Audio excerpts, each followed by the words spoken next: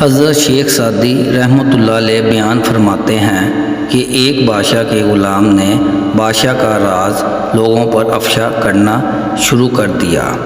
بادشاہ کو جب غلام کی اس حرکت کا علم ہوا تو اسے شدید غصہ آیا۔ بادشاہ نے غلام کے قتل کا حکم جاری کر دیا اور ساتھ ہی یہ بھی حکم جاری کیا کہ شہر کے تمام غلاموں کو قتل کر دیا جائے۔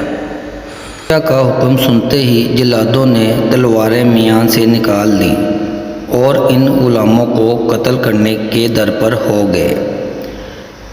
جب موت سر پر منڈلا رہی تھی، ایک دانا غلام بادشاہ کی خدمت میں حاضر ہوا اور عرض کیا کہ ہم سب غلام اس جرم میں برابر کے شریک ہیں کہ آپ کے راز کو راز نہ رکھ سکے۔ آپ دانا ہیں، آپ یہ بھی تو دیکھیں کہ آپ خود اپنے راز کو راز نہ رکھ سکے اور ایک غلام سے بیان کر دیا۔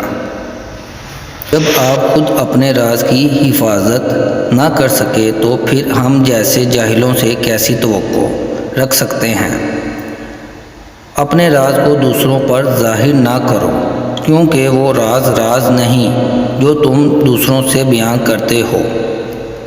اپنے مال و زر کی حفاظت کے لیے محافظ رکھو، مگر اپنے راز کو صرف اپنی ذات تک محدود رکھو۔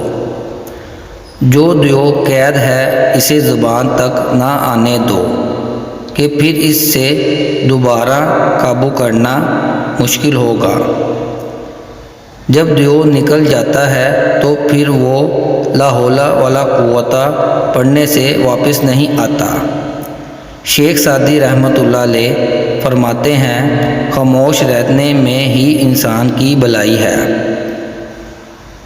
اور کم گو انسان شرمندگی سے محفوظ رہتا ہے۔